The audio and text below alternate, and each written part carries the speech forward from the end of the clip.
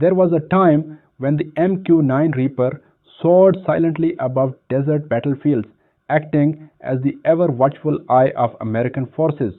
It gathered intelligence, tracked enemies, and when called upon, unleashed pinpoint strikes using Hellfire missiles. In the wars of Iraq and Afghanistan, it became a symbol of American technological superiority in counterterrorism operations, unmanned, precise, and persistent. But the battlefield is changing. Gone are the days when the Reaper could fly unchallenged across skies dominated by rudimentary threats. Today's enemies are evolving, from the Houthi rebels in Yemen, who have now begun using sophisticated air defenses, to near peer adversaries like Russia and China developing layered anti access systems. The Reaper faces a stark reality. It's no longer enough to simply see the enemy or to carry a pair of short range missiles. The US Air Force Special Operations Command AFSOC saw this coming, and they've been quietly working on something that could completely redefine the role of the MQ-9 Reaper, turning it from a hunter-killer drone into a true long-range strike platform, a kind of unmanned stealth fighter capable of flying into high-threat environments and striking targets from hundreds of miles away. At the heart of this transformation is a sleek, powerful weapon, the Black Arrow cruise missile. Developed by defense giant Leidos, the Black Arrow is compact enough to be mounted on a Reaper, yet powerful enough to deliver precision strikes at distances between 400 and 600 miles. It's a radical upgrade, and one that's now being tested in real-world scenarios. Back in March, AFSOC successfully demonstrated the Black Arrow's integration by launching it from an AC-130 gunship. That test was a proof of concept, a sign that the missile's range, accuracy, and compatibility with legacy platforms could be achieved. The next logical step is to fit it onto the MQ-9 Reaper, one of the most widely deployed drones in the US inventory. But the story doesn't stop there. The Reaper isn't just being fitted with a new missile, it's also being reimagined with AI-driven capabilities. The goal? To turn it into a smart, semi-autonomous warrior that can detect, analyze, and respond faster than human operators ever could.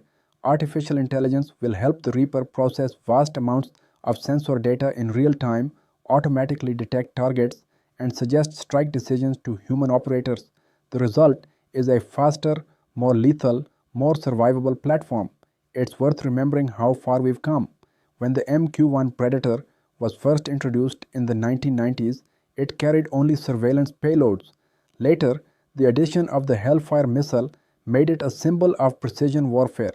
The MQ-9 Reaper, introduced in 2007, extended that vision with more endurance, higher payload capacity, and better sensors. But even then, it was limited to operations in low-threat environments.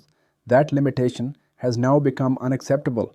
As Lieutenant General Michael Conley of AFSOC recently explained, the battlefield is no longer confined to the deserts of the Middle East. US Special Forces are now being deployed globally, from the mountains of Asia to the coasts of Europe and volatile zones of the Red Sea and beyond. In these arenas, they face adversaries with modern air defense systems, electronic warfare capabilities, and rapid reaction forces. The MQ-9 is durable, tested, and widely deployed across the globe, but now, with cruise missiles like the Black Arrow, it can become a platform for standoff strikes. Think about that, a drone flying outside enemy airspace, launching a missile from 500 miles away, striking a moving target, all without endangering a single pilot. And it's not just about power, it's about future-proofing. This initiative is part of a broader US strategy to counter not just today's threats, but the ones 5 or 10 years down the road. China and Russia aren't sitting idle. They're exporting drone tech to allies, developing hypersonic weapons, and building AI-enabled air defense grids. AFSOC knows that to stay ahead, the US must innovate faster and smarter than ever before. Of course, challenges remain. Integrating a cruise missile onto a drone isn't as simple as strapping it to a wing. It involves syncing flight software, safety testing across military ranges, adjusting communications protocols, and getting full Pentagon approval.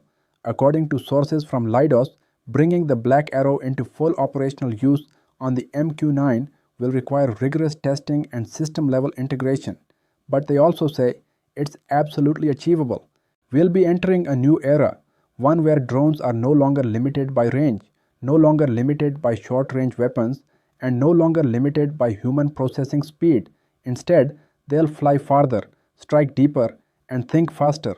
In the words of Lieutenant General Conley, if you could use a gunship or an MQ-9 or even the new OA-1K Skyraider 2 to launch a cruise missile hundreds of miles into contested territory, that's a capability any combat commander would want on the table. This is a glimpse into the next generation of warfare, a shift from bulky expensive fighter fleets to nimble autonomous strike platforms. Drones like the Reaper, once background players, are now being equipped to lead the charge. If you found this story as fascinating as we did, don't forget to like this video, subscribe to our channel for more cutting-edge defense and tech stories, and leave a comment below.